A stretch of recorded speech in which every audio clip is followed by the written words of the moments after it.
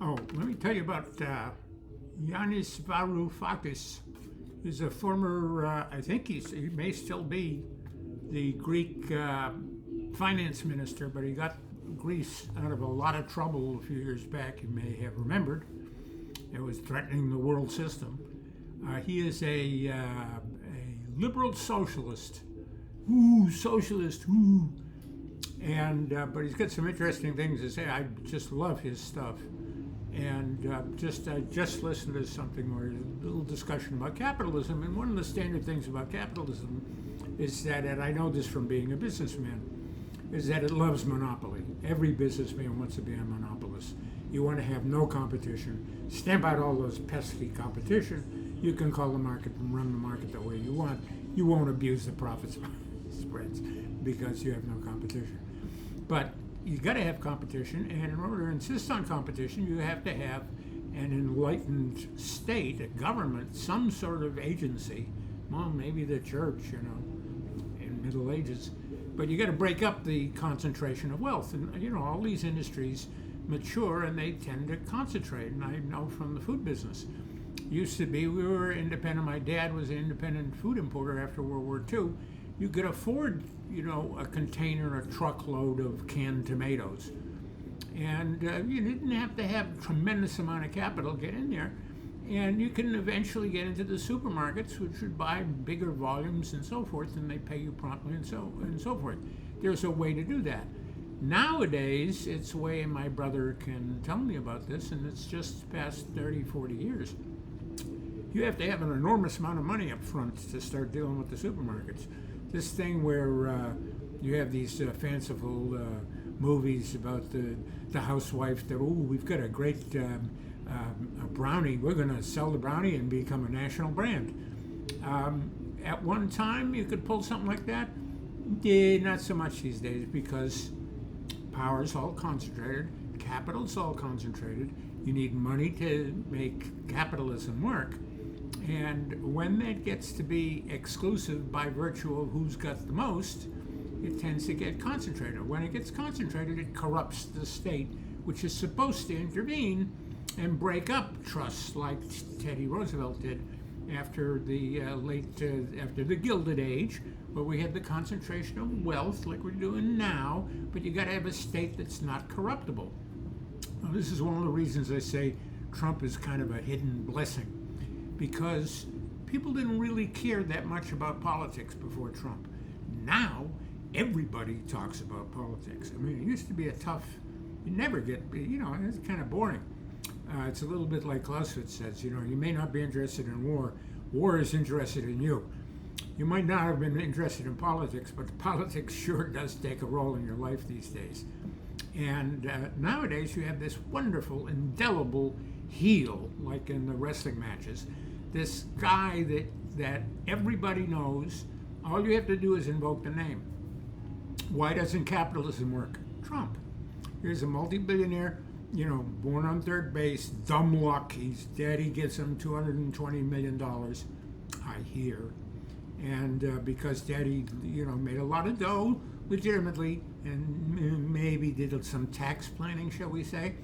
So a little tax planning and a concentration of wealth, a little money, a lot of power, get away without accountability. You can do whatever you want, and you can lose tons of money when you've got hundreds of millions of dollars, as Trump did. You lose tons of money, bribe everybody, tons of money, but you just, turning the money over and over and over.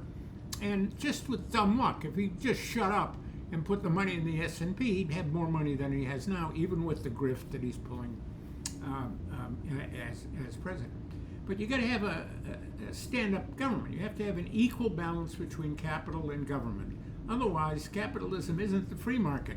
Capitalism is a rigged system. Well, they don't want communism because communism doesn't work. Look at how the Soviet Union collapsed.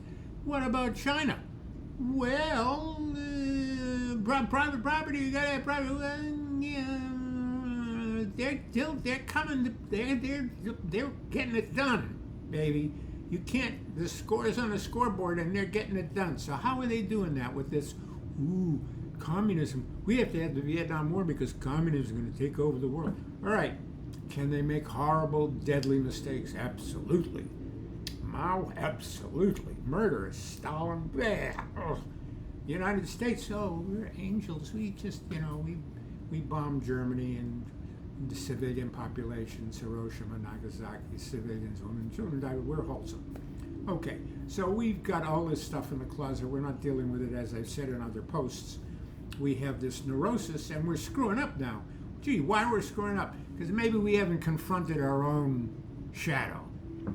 Maybe China started to confront its own shadow. Maybe a little bit. Maybe it's got some shadows to confront. I'm not saying they got a clear shot. It's just been the past 20 years. But they're getting stuff done.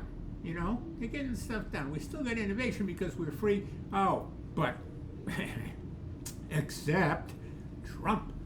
So Trump has now made enemies of all our allies, has made it America repugnant. So what worked, what saved our butts in World War II, all these people that couldn't handle Hitler, that was driven away by Hitler, all these smart Jewish people came over here. All these smart oppressed people from Italy under Mussolini, like my dad, came over here. And so, whoa, we had the lucky hand for 80 years. We're doing good. We're screwing up because they're still closeted. We still haven't dealt with our racial things. We still, and we're still trying to pretend everything's really swell. We're number one. We're number one. Not so fast. So we got to have a balance. You have to have the unity of opposites, which is what I talk about with my book about corpism. It borrows a lot from Far Eastern religion, which intuited, the dynamic between religion and science doesn't have to be there.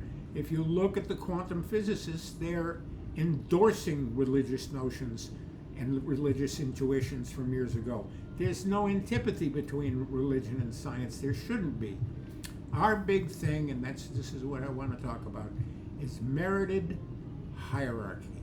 The United States, like I was when I was a kid, I don't like a boss. We don't like bosses. Our work life stinks. You talk to some socialists, they say, you think you're free? Think about your boss. You got to ask permission to go to the bathroom. This is what I'm so mortified teaching in high school. Kids come up, can I go to the bathroom? How humiliating. Can you go to the bathroom? But that's the workplace. That essentially, that encapsulates what working in the business climate capitalist system is like. We want innovation. We want like Steinmetz. That's in my article. We want Steinmetz. We want the guys like Edison. We want that type of innovation gave America its spark. Science is good for us. It's magic that works, but we got to control it. We have to have a balance. We have to have a unity of opposites. We have to have a basic antipathy or a counterpoised equilibrium, and it's got to come up with a balance. It's a system. It can't be simplistic. It can't be one number one. Okay? So that's my that's what I have to. That's what I got Giannis to thank for today.